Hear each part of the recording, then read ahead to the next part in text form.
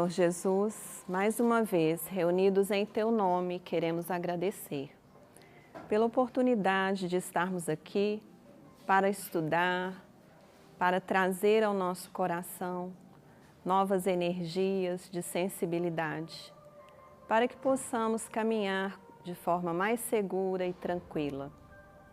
Que a Tua paz, Senhor, possa nos envolver, mente, espírito e coração e corpo. E esteja conosco em todos os ambientes em que frequentamos. Pai nosso que estais no céu, santificado seja o Teu nome. Venha a nós o Teu reino, seja feita a Tua vontade, assim na terra como no céu. O pão nosso de cada dia nos dai hoje. Perdoai as nossas ofensas, assim como nós perdoamos aqueles que nos têm ofendido.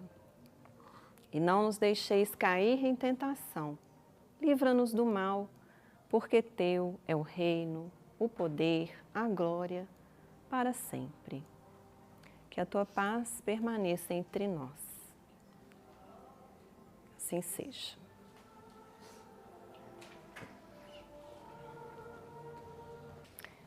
Pessoal, hoje nós vamos dar uma pausa no livro Justiça Divina para falar de um tema muito interessante e especial para o coração de todos nós, que é o estudo do Evangelho no lar.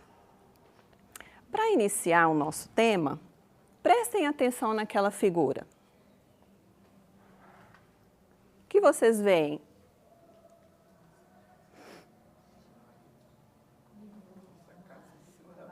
Hã?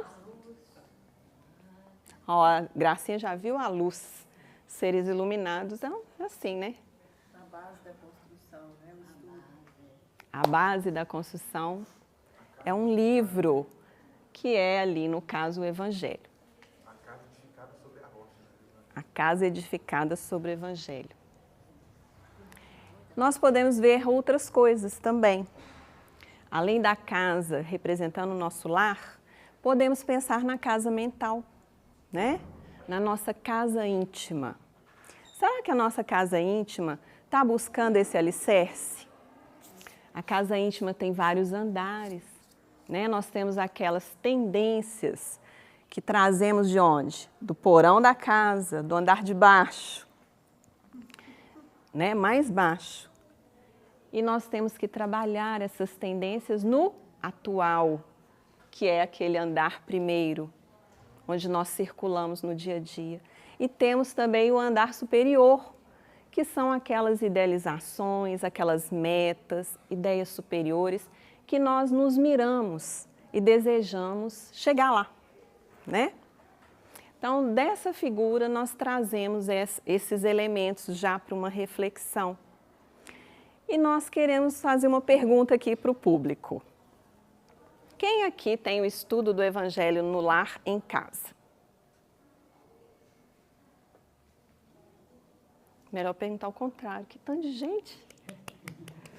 Quem não tem ainda o estudo do Evangelho no lar em casa? Não precisa ficar com vergonha.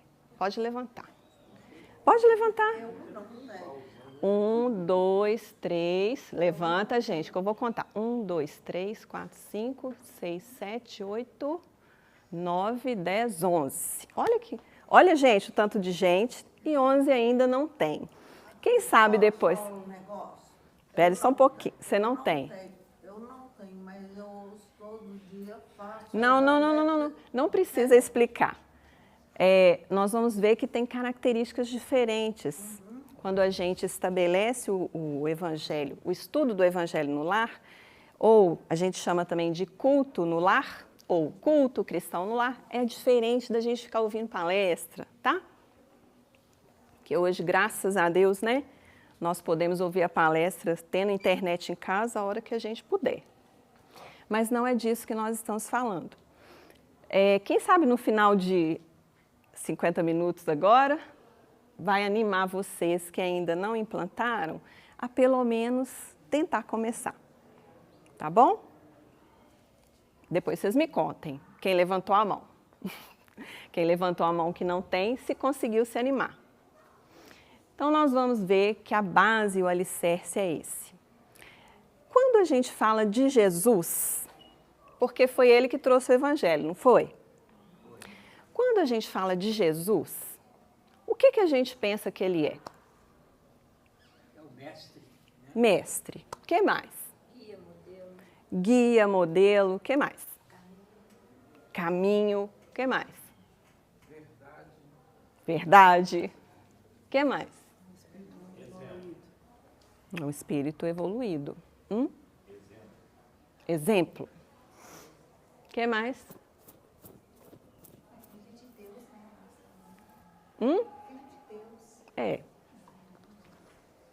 No livro Jesus no Lar, Emmanuel, é do Neio Lúcio.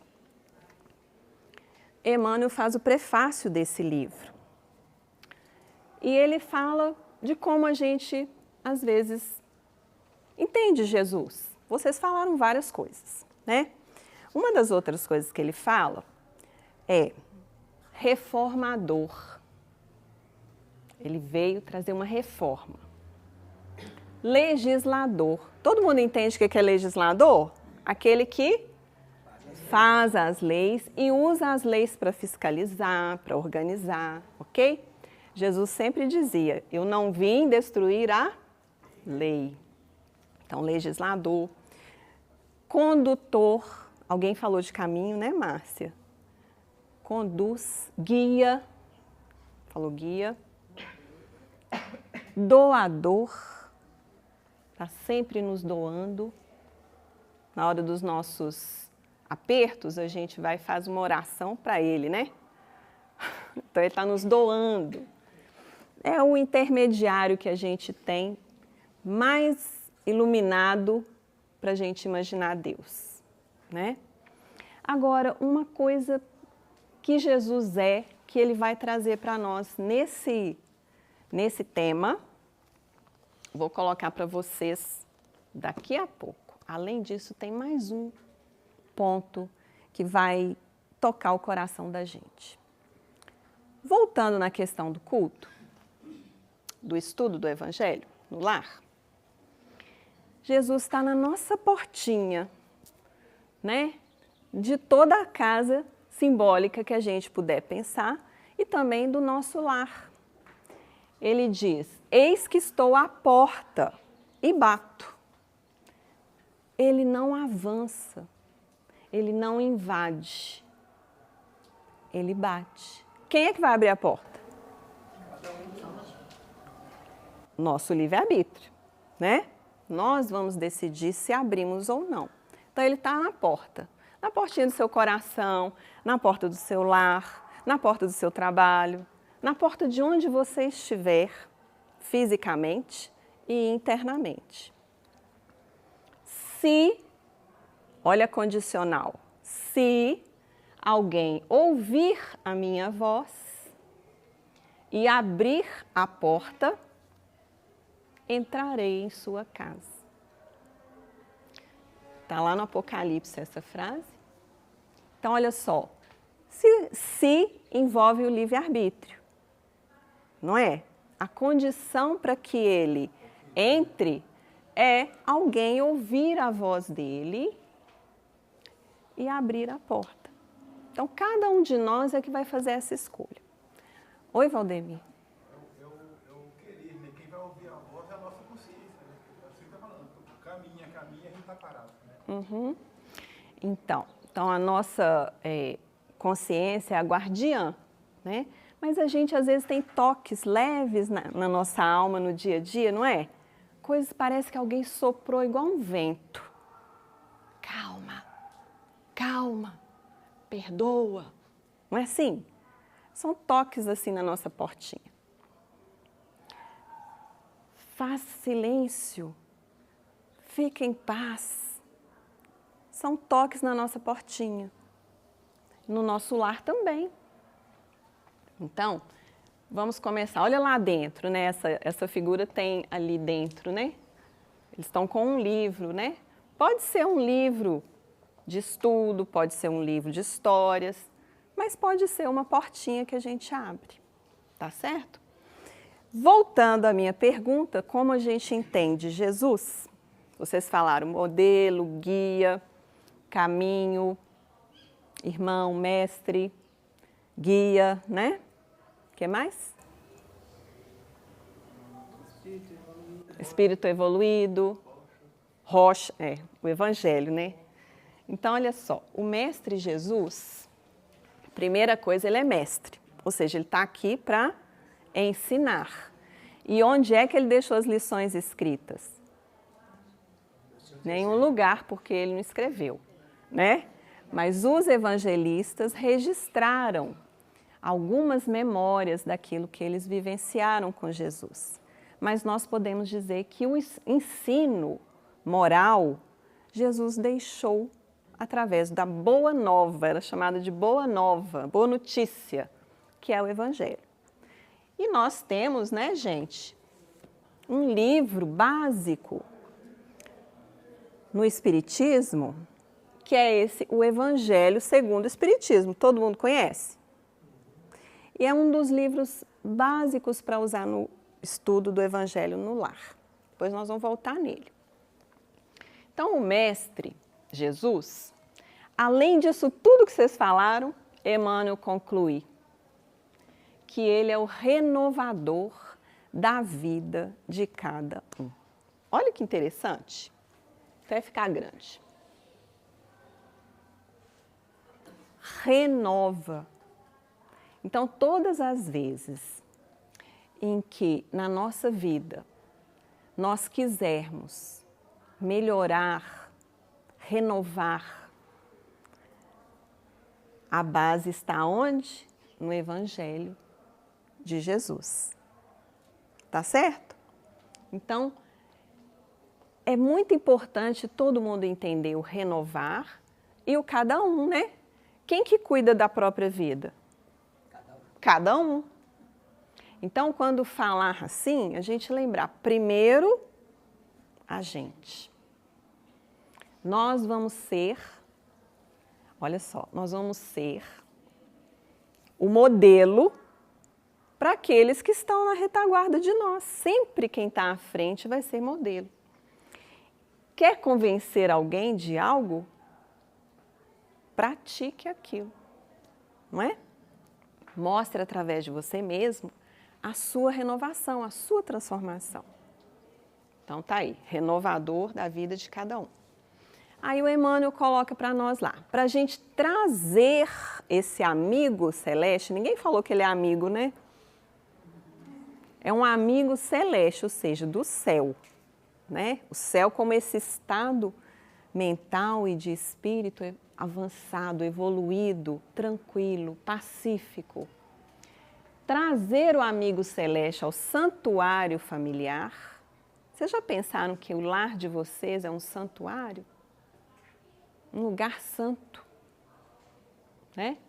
Trazer o amigo celeste ao santuário familiar, onde Jesus, então, passa a controlar as paixões, a corrigir as maneiras e a inspirar as palavras.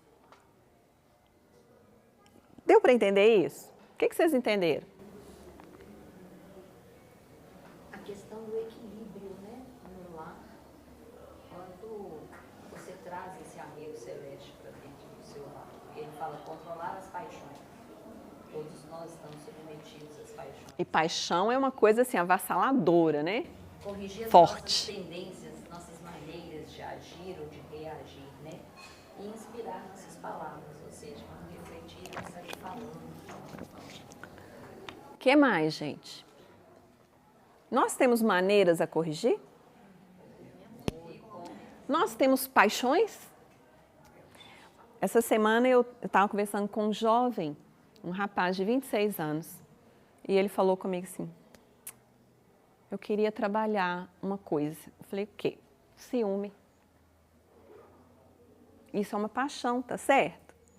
Então, todos nós temos paixões, aquilo que, quando a gente vê, já está levando a gente a fazer algo que não estava legal para fazer. Tudo que é paixão é muito, né? Por outro lado, é importante começar o bem com paixão. compaixão. Né? Para a gente ter um motor. No Livro dos Espíritos fala que as paixões é como se fosse uma alavanca, ou seja, aquilo que vai impulsionar. Mas ali não está falando dessa paixão. Certo?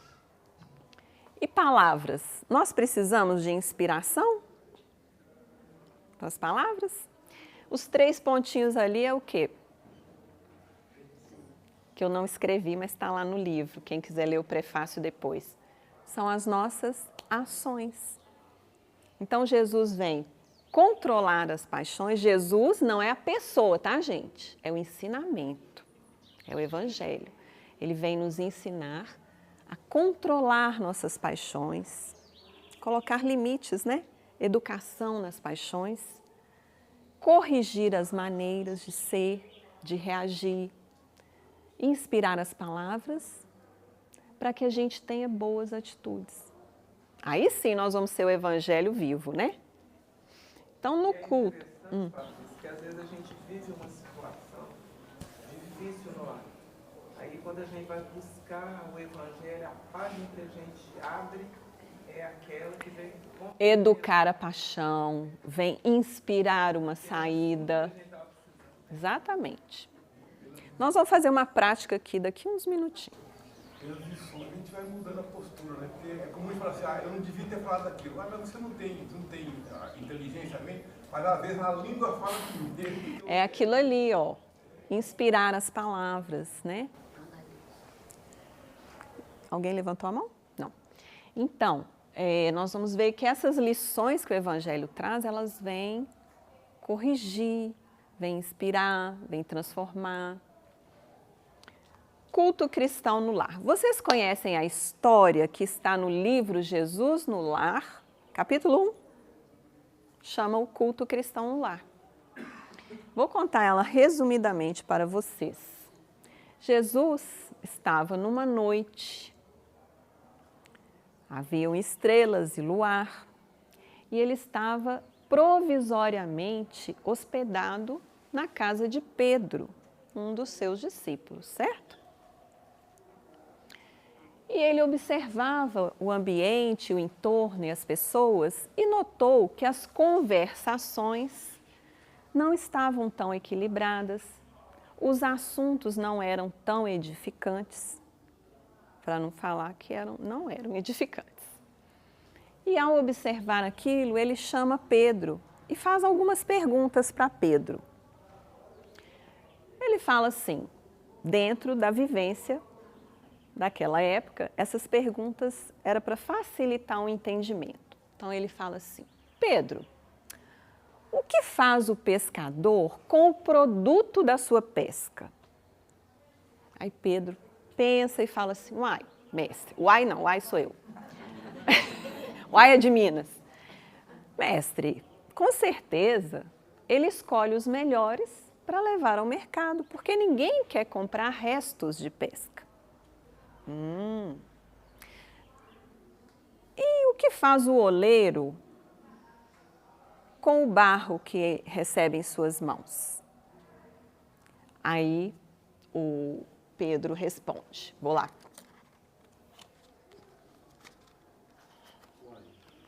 Uai. Ele responde. Certamente, não, ele responde assim, cadê o oleiro, gente? Carpinteiro? Certamente, Senhor, respondeu Pedro, intrigado. O que Jesus quer com isso, né? Ele modela o barro, dando a forma que ele deseja esse barro. Vocês conhecem oleiro, né, gente? Porque na época todo mundo era assim, profissões, né? Pescador, oleiro. Aí Jesus ainda pergunta mais uma coisa. E o carpinteiro? Disso Jesus entendia, né, gente? Que ele era filho de carpinteiro, né? E o carpinteiro, com a madeira, o que ele faz? Aí Pedro responde. Ele vai lavrar, trabalhar a madeira, usará a enxó e o serrote, o martelo e o formão. De outro modo, ele não vai conseguir aperfeiçoar a peça bruta.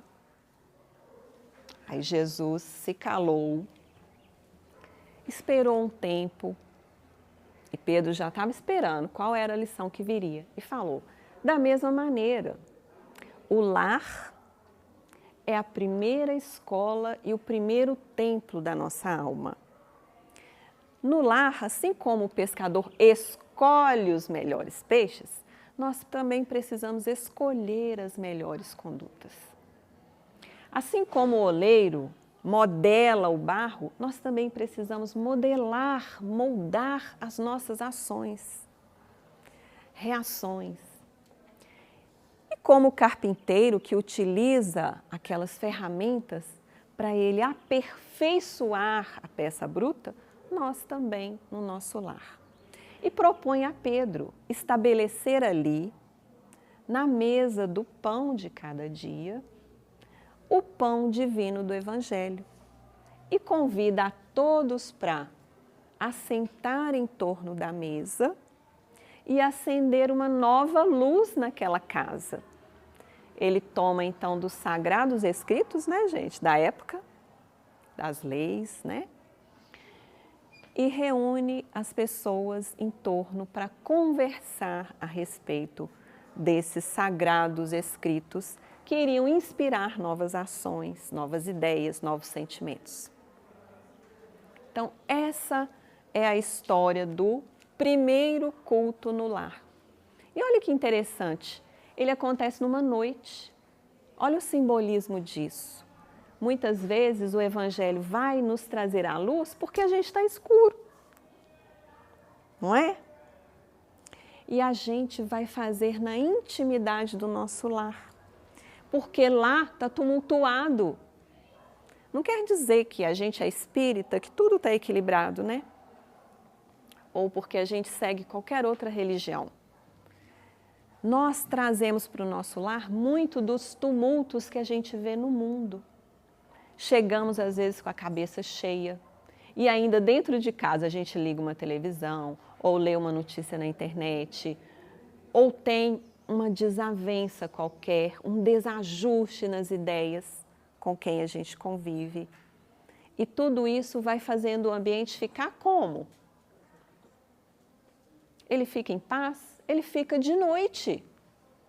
Se a gente pudesse olhar com um olhar espiritual, é como se tivesse aquela noite na casa de Pedro. E Jesus está ali na portinha, né, gente? Esperando só a gente ouvir a voz e abrir. Então, o convite desse primeiro culto é para que Pedro instalasse ali, na mesa dele, de cada dia, o pão espiritual. Então, o convite também de hoje é esse. Se não aprendemos a viver em paz entre quatro paredes, como aguardar a harmonia das nações? Então, começa onde? No lar. É a base. E se na base, que é o lar, tiver a inspiração do Evangelho, mais a gente vai trazer paz às nações.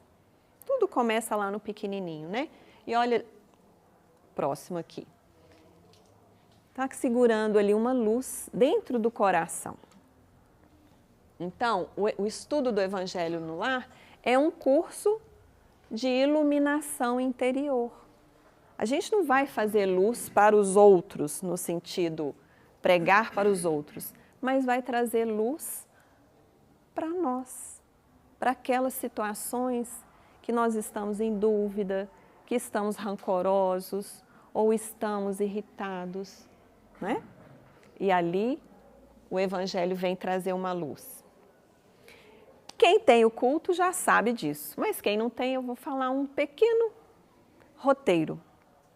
Quem quer começar o culto do Evangelho, o estudo do Evangelho em casa, precisa primeiro escolher o dia e a hora mais adequados para si.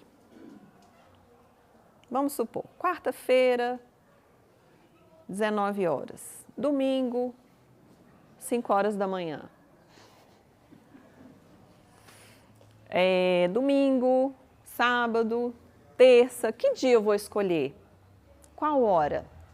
Eu moro com mais pessoas? Então, eu preciso também dialogar. Qual horário dá para você, para que a gente possa reunir? Não é? Então, ali está o calendário e o horário. Escolher. E depois que a gente tem essa data e esse horário definidos, nós vamos separar o material que a gente vai usar para esse estudo. Aqui são alguns exemplos. Qualquer livro que a gente tiver que contenha uma mensagem positiva, por exemplo, Conduta Espírita, vocês já viram esse livro? De Ânimo Firme, irmão José. Aqui está encapado, mas é o Vinha de Luz, de Emmanuel. Até o próprio Jesus no Lar, são histórias de Jesus com seus discípulos. A base é o Evangelho. Então, nós podemos pegar o livro do Evangelho, adquirir, que ele vai ser o livro para sempre, assim, de estudo, mas podemos usar outros. Por exemplo, alguém gostaria de abrir ao acaso para a gente?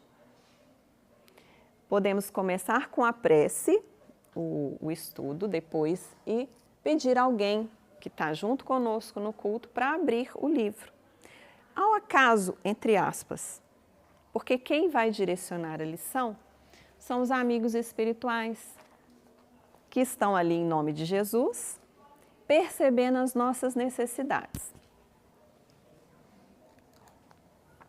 Vamos ver o que aqui a Fabiana abriu para nós. Ela abriu no capítulo 16 do Evangelho segundo o Espiritismo, que é: não se pode servir a Deus e a Mamon. E ela abriu no item 11, que se chama Emprego da Fortuna. Nós somos fortunados? Temos fortuna? A gente já começa a estudar o Evangelho do título. Não podeis servir a Deus e a Mamon. Mamon está representando o quê, gente? As coisas materiais. Tudo da vida material. Não toma tempo da gente? Pensamento, sentimento, desgastes, né? A vida material. A gente está no campo material, tem a vida material, tem as obrigações, né? Pagar impostos, leis a seguir, dinheiro para administrar, ou falta de dinheiro, então preciso do dinheiro. A própria casa. Hã? A própria casa. A própria casa tem as tarefas materiais, né? Até para ela manter ali o funcionamento. Quando Jesus fala, né, que não dá para gente servir os dois senhores, ele não quer dizer que está falando que a gente tem que desprezar as coisas materiais. Ele está falando o seguinte, é igual aquele negócio, dai a César o que é de César, mas não seja escravo de César, né? Exatamente. Então aqui ele está dizendo, não podeis servir a Deus e a Mamon, mas aqui no sentido de, vamos ver o que o amigo espiritual está trazendo, que é uma lição que ele vai explicar. Retende bem isto, vós a quem o amor do ouro domina, vós que venderíeis a vossa alma para possuir tesouros, porque eles podem vos elevar acima dos outros homens e vos dar as alegrias das paixões. Não pode servir a Deus e a Mamon.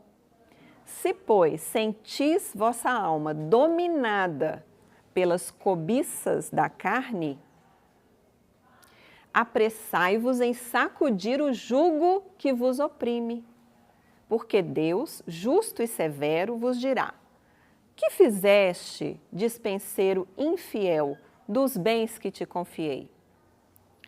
Esse poderoso móvel das boas obras não fizeste servir senão a tua satisfação pessoal.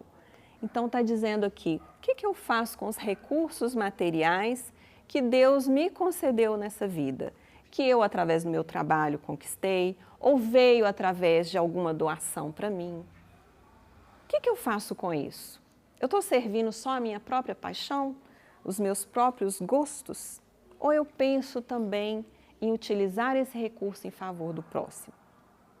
Então ele está dizendo, sacudir esse jugo. Todo mundo entende o que é jugo? Aquela madeira que coloca... Isso, imagina o carro de bois, né?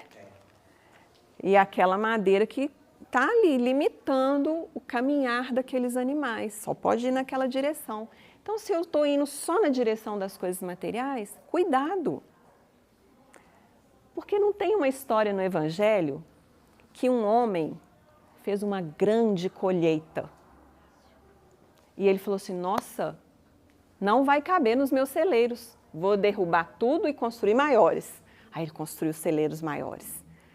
Quando ele viu os celeiros abarrotados, né, da colheita dele, ele falou assim, agora, minha alma, descansa, que você tem para muito tempo. Aí tem, metaforicamente, na parábola que Jesus conta, Deus diz, insensato, esta noite mesmo vou chamar a sua alma, e o que tens ajuntado para quem será? Não podeis servir a Deus e a Mamon. Então, todas as vezes que a gente lidar com as questões materiais, ter o equilíbrio das questões espirituais. Ok? Fizemos uma leitura pequena, iniciamos com uma prece. No livro que nós escolhemos, a gente leu um trechinho, igual a gente fez aqui agora. Conversa entre os familiares, o que você pensa a respeito? O que vem no nosso coração quando a gente lê isso? Faz pequenos comentários. Tá pronto. Leva isso para o dia a dia, porque às vezes a gente fala assim, tá vendo fulano, você não quer me emprestar dinheiro e ó, saiu, tá vendo? Não poder servir a Deus e a Mamon, você fica aí segurando o dinheiro para você, devia distribuir, né? Não. O estudo do Evangelho, em primeiro lugar, é para quem? Para nós, sempre, mesmo que tiver mais gente na reunião com a gente. Primeiro eu, primeiro eu, primeiro eu. Cada um vai avaliar a si mesmo. Não é nós que vamos avaliar o outro. E nem o outro que vai nos avaliar.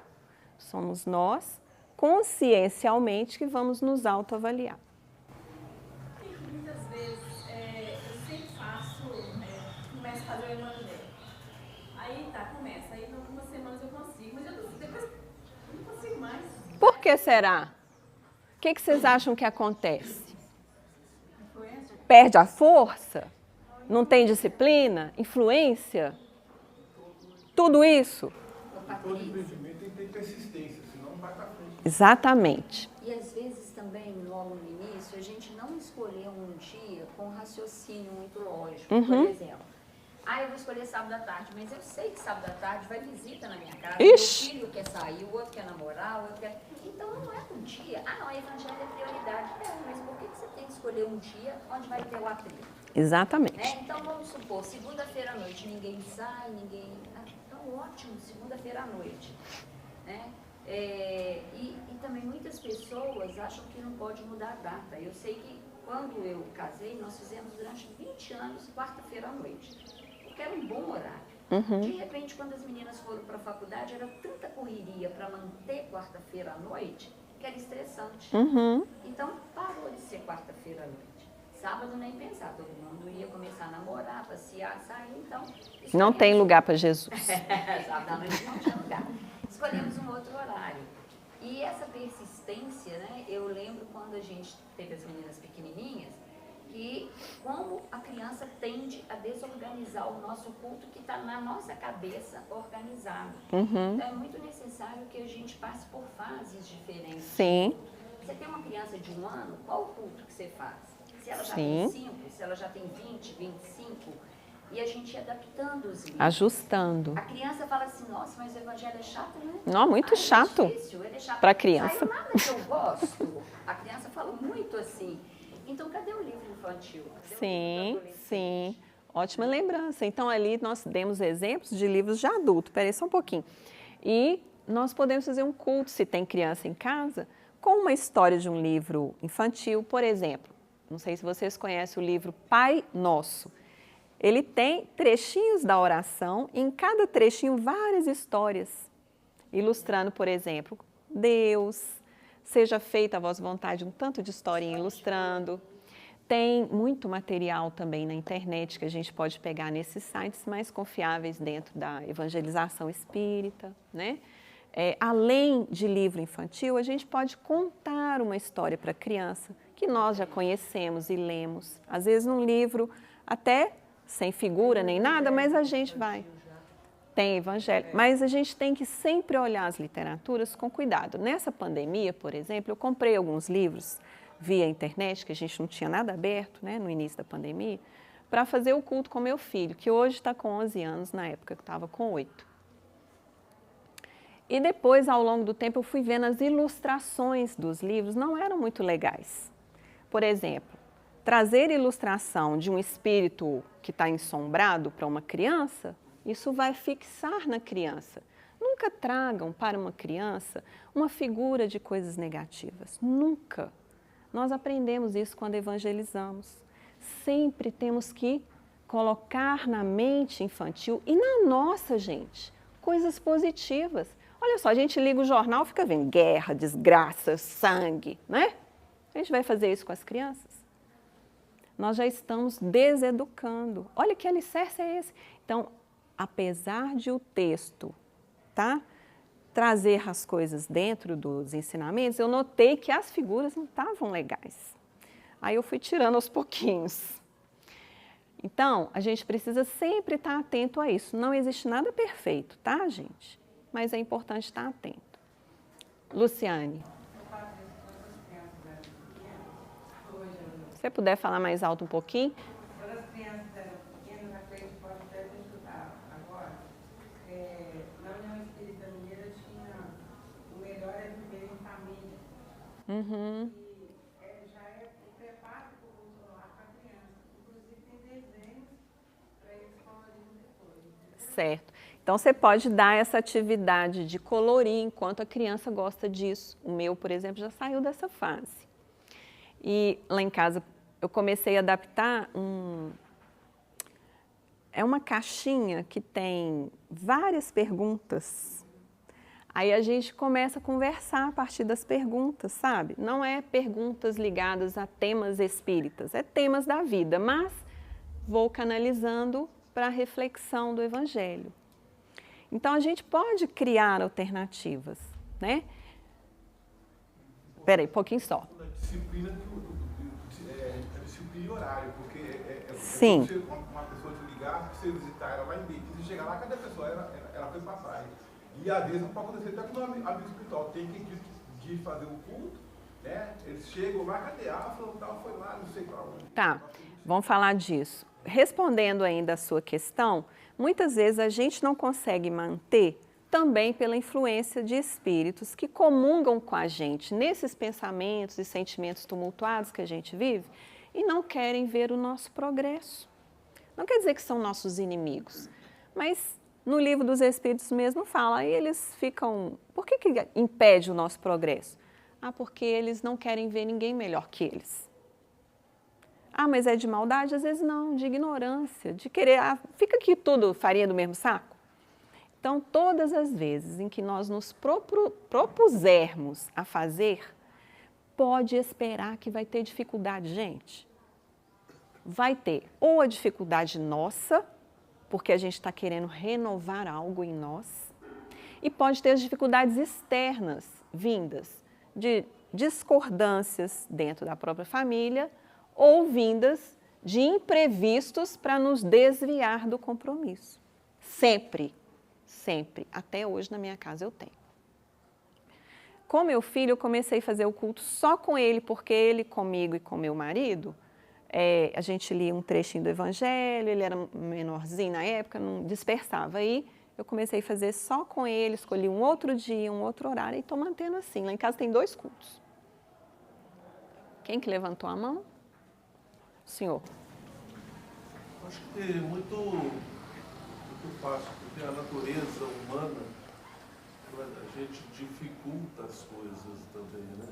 A gente desiste fácil, né? Motivos para... não deu certo por causa disso, por causa daquilo, mas a gente realmente não assume que a gente precisa de ter força própria, né? Então, por exemplo, a experiência nossa lá em casa, somos em 5 pessoas, na quarta-feira também começamos à noite, e aí tinha um dia ou outro que um não podia, aí ninguém fazia. Pois é. Entendeu? Ao invés de fazer quem podia, Exatamente. Então, assim, a gente acaba criando justificativas, né? Poderia fazer eu e mais um, claro. Por que não? Sozinho é uma reza, né? Não é o Sim. caso. Mas nós vamos ver que é o caso também. Espera um pouco. Boa intervenção para a gente notar o seguinte. A gente fica esperando o outro, né? Às vezes espera o outro para começar as coisas, espera o outro para resolver. Então, começa de si mesmo. Se não tem ninguém em casa que quer fazer, faça você. Tá certo? A gente pode fazer. Então, voltamos aqui ao livro que a Gladys chamou atenção. A prece para começar e para encerrar o culto, tá? A prece entrelaça os espíritos. A oração, acima de tudo, é sentimento. Não precisa orar nenhuma oração decorada. Vamos rezar o Pai Nosso, aí no final está todo mundo dormindo. Olha, falou uma prece simples, com coração, com sentimento, está conectado com Deus? Patrícia, é um bom momento para a gente, né, que tem família, pai e mãe, de você ajudar o seu filho a fazer a oração da maneira dele, você incentivá-lo, né, e até elogiá-lo, e também não obrigar quando ele começa, a partir dessa idade do seu aí, Lucas, faz a prece. Não, mãe, hoje eu não faço. Ficar obrigando, né? Porque eles já começam a falar assim, o que a minha mãe vai estar escutando da prece? Ela vai achar que minha prece está feia, está ruim, está pequena, que é uma fase normal deles. E incentivar a leitura. Isso aconteceu muito lá em casa, lê devagar. É só esse trecho, porque quer ler depressa para acabar depressa. Exatamente, lá em casa está nessa fase. Vou ler rápido. Não, mamãe, tá bom, já entendi. Não, mas você fala muito, não, já entendi. Ou seja, eu quero ir para o meu próximo interesse, né? Mas vamos a conta gotas e nós sabemos que é um curso para sempre, né? Estudar o Evangelho é para nós sempre. Seguindo aqui, toda vez que se ora num lar, prepara-se a melhoria do ambiente doméstico. É como se a gente desse uma faxina psíquica, espiritual na nossa casa. Cada prece do coração constitui emissão eletromagnética. Olha só, eletromagnética, essa coisa aí que a gente fica vendo iluminado, que atrai, repulsa, né? Energia de relativo poder. Para que servem essas energias eletromagnéticas na minha casa? Por isso mesmo, o culto familiar do Evangelho não é tão só um curso de iluminação interior, não é só para iluminar dentro, mas também processo avançado de defesa exterior pelas claridades espirituais que acendem em torno. Lembram lá da primeira figura? Aquela casinha, que quando eu perguntei para vocês o que estavam vendo, Gracinha logo falou o quê? A luz. A luz. Ela viu a energia eletromagnética. Para que serve? Também para a defesa exterior. Ou seja, quando a gente ora no lar e estuda o Evangelho, nós estamos construindo defesas para o nosso lar, igual se tivesse cerca elétrica. Ficou fácil de entender agora? A cerca elétrica é para quê? Para nenhum ladrão entrar. Aqui é do ponto de vista espiritual. Essa frase está no livro Os Mensageiros, aí que segue lá assim. As entidades de sombra, ou seja, os espíritos ainda imperfeitos, como nós, mas que estão ali querendo permanecer, experimentam choques de vulto em contato com as vibrações luminosas deste santuário doméstico. E é por isso que se mantém à distância, procurando outros rumos. Aí eles percebem, não, aquela casa ali está com muita luz, não vou lá não. Já é a defesa. Se nós abrimos a porta para Jesus, as entidades que ainda não querem esse caminho não vão se aproximar. Ficou claro? Claríssimo. Acender essa luz, então, vai ser ótimo, né? Isso, gente, é para nós adultos, tá? sabermos e termos consciência. Vamos falar para a nossa criança, porque tem um espíritozinho que está aqui. Não. Nós vamos ter a consciência de que nós estamos fazendo essa defesa. Se nós reconhecemos em nós que muitas vezes a gente perde a vigilância, né? Perde a disciplina, perde a perseverança, perde a educação, a gentileza, né? Tem hora que a gente responde torto, né? Porque a gente está com mau humor das nossas coisas e passa um pobre coitado de um familiar na hora, né? Ele que toma a lambada na hora. Nossa, como você está precisando de evangelho. Quer dizer, todos nós estamos precisando. E, gente, fazer toda semana é uma bênção. Quem puder fazer todo dia, mais bênção ainda, né? Mas fazer toda semana é como se a gente desse aquela faxina que vocês dão toda semana em casa. Vocês dão, não dão? 15 dias. Aí dá aquela faxinona, lava banheiro, tira a gordura da pia, da cozinha, coloca as coisas no lugar. Olha a metáfora disso. O Evangelho vem para colocar as coisas no lugar. Essa semana eu tive uma experiência. Antes de saber que eu ia dar esse estudo hoje, porque eu não sabia, na quarta-feira, a gente tinha passado umas situações em família muito estressantes no feriado, mas tudo bem. Aí na quarta-feira estava vindo a consequência desse autoestresse, em todos. Aí o meu filho falou assim comigo, mamãe, você pode preparar um escalda-pés? Vocês conhecem escalda-pés? Muito gostoso de fazer, né? Relaxa, acalma. Tá. Só que eu preparando para ele, fiquei sentada lá do lado dele e pensei assim comigo, nossa, por que eu não fiz isso para mim? Por que só para ele? Aí depois que ele fez, né, dormiu no meu ombro, pus na cama e tal. Já era hora de dormir, tá, gente? Aí eu falei, vou fazer. Aí fiz, aí quando eu coloquei os pés na água, eu falei, tá meio fria essa água. Porque tem que estar numa temperatura gostosa, né? Já tô aqui, vou fazer. Peguei o Evangelho. Hoje eu não trouxe ele que eu falo, o meu. Mas é igualzinho esse livro aqui. Aí eu abri. O que caiu lá, gente? Ninguém sabe.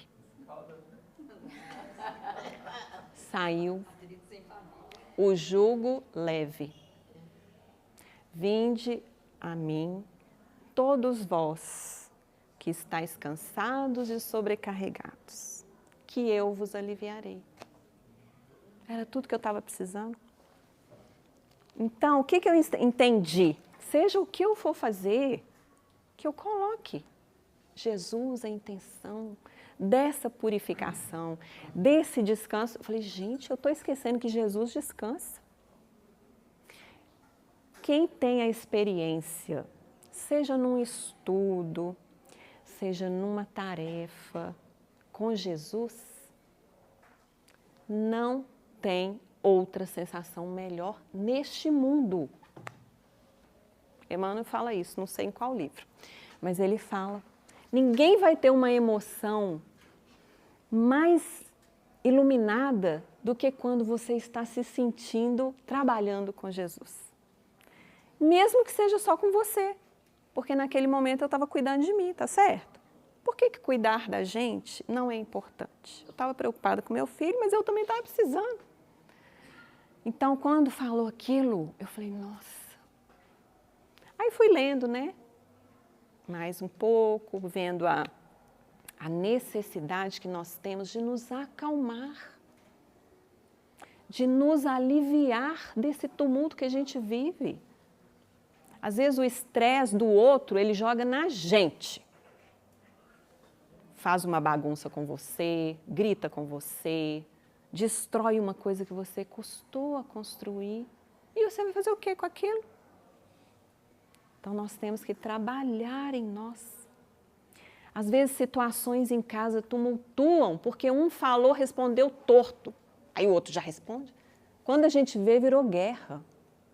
Então, nós precisamos trazer o quê? O jugo leve para casa.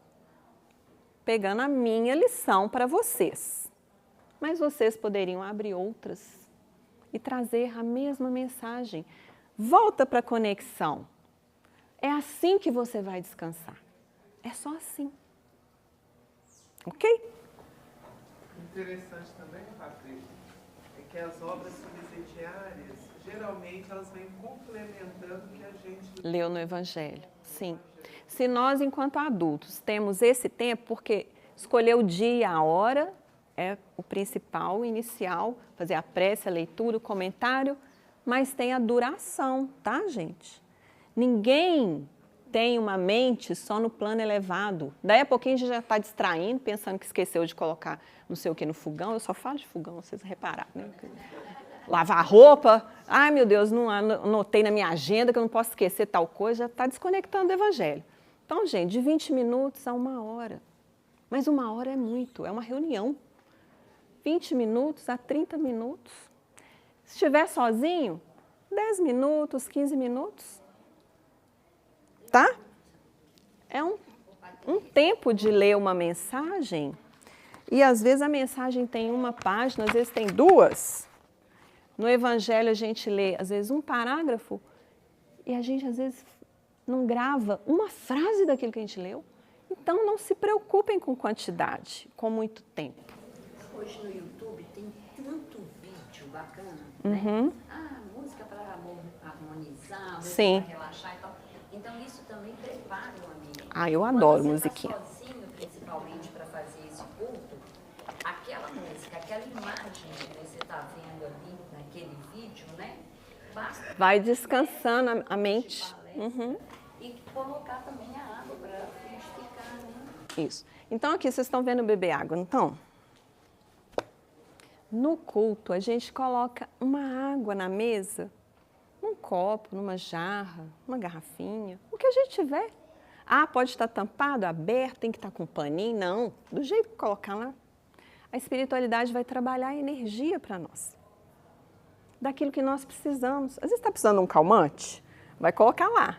Está precisando de um energizante, vai colocar lá. E é interessante, meu menino sempre fala assim, mamãe, essa água tem um gosto diferente, né? Ou seja, ela foi trabalhada. Então, nós estamos trazendo esses elementos para que vocês façam essa higiene em casa. É uma higiene mental, é uma higiene emocional, é uma higiene espiritual. Aqui já está claro que as entidades espirituais, né, ali menos iluminadas, elas investem contra a harmonia da família, contra a nossa disciplina, contra o que a gente quer melhorar. Valem-se das nossas fragilidades, porque às vezes a gente não tem muita persistência, né, Valdemir? Às vezes a gente, eu vou viajar semana que vem, esquece. Toda vez que eu viajo, eu levo algum livro comigo. E hoje tem internet em quase todo lugar, né, no celular e tal. Eu leio um trechinho para marcar aquele momento que eu estaria em casa. Então é importante a gente ir cultivando essa ligação. Elas se valem também dos nossos impulsos, aquilo que a gente faz sem pensar, irrefletido, né? Responde mal ou fica emburrado. Tem gente que tem o impulso de ficar emburrado. Falou uma coisa que não gosta, trancou. Invigilância e insegurança emocionais. Quando uma família ora em casa, reunida nas blandícias, que são essas energias de ternura, de amorosidade do Evangelho, toda a rua se beneficia. Ou seja, você acende a luzinha em casa, a rua inteira se beneficia. Se alguém num edifício, quem mora em prédio, alça aos céus a prece de comunhão em família, todo o edifício se beneficia. Qual lâmpada ignorada? É aquilo que Jesus fala na lição que a gente viu.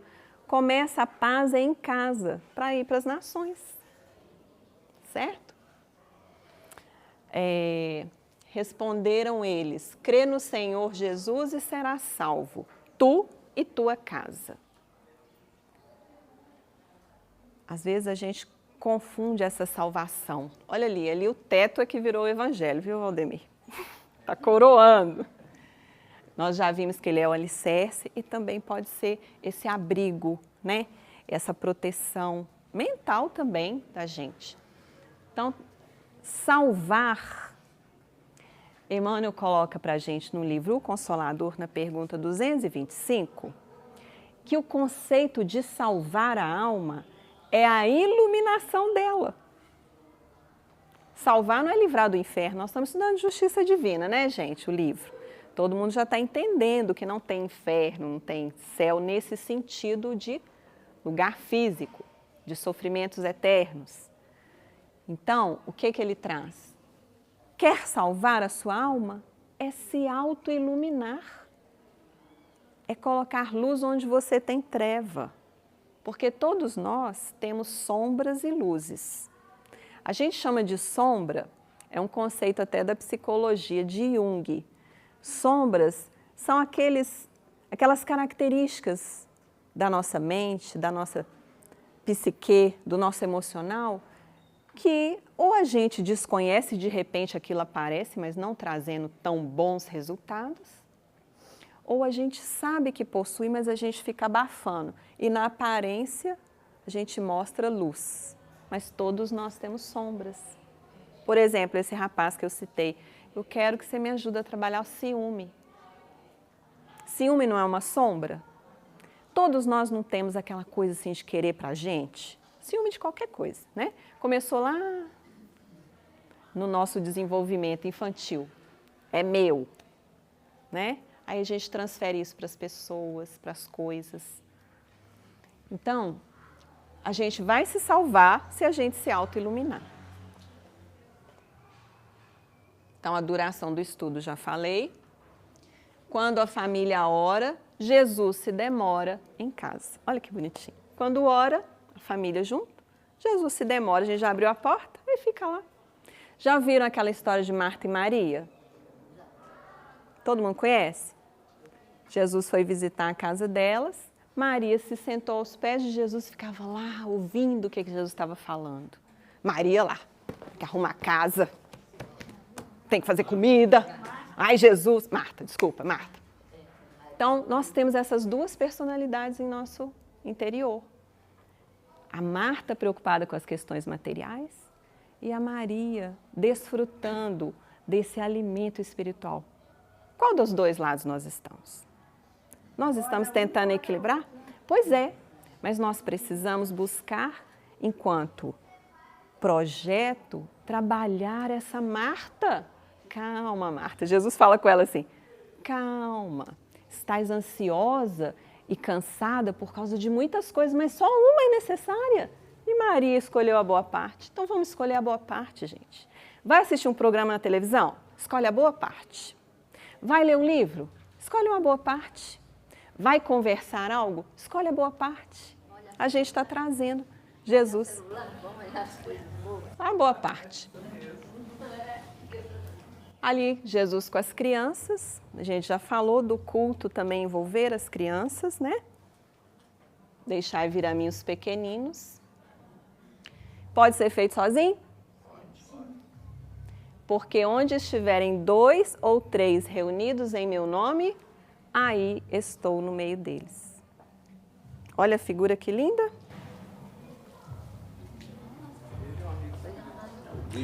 Sempre vamos ter de companhia, pelo menos, o nosso amigo espiritual. Aquele espírito protetor que Deus nos deu para nos ajudar. Então, ele está ali, olha que bonito. Na hora que eu vi essa figura ontem, eu falei assim, nossa, converso tão pouco com você, né? Você está tão sempre comigo. Coitado de você, hein? Ou coitada, que às vezes eu não consigo escutar nada. A gente nunca está sozinho. E às vezes a gente se sente sozinho, né, para resolver umas coisas. E gente, deixa eu conectar, né, com meu amigo ou minha amiga. A gente não precisa saber quem é, mas é um ombro amigo que está ali para nos ajudar, em nome de Jesus. Terminamos? Vamos agradecer, então, pela oportunidade. Senhor Jesus, nós te agradecemos por mais esta oportunidade de reflexão, pedindo, Senhor, a sua bênção, a sua luz, tua direção para todos nós. Que a tua paz envolva os nossos corações, nos acompanhe no retorno aos nossos lares e atividades. Obrigada, Senhor. Que assim seja.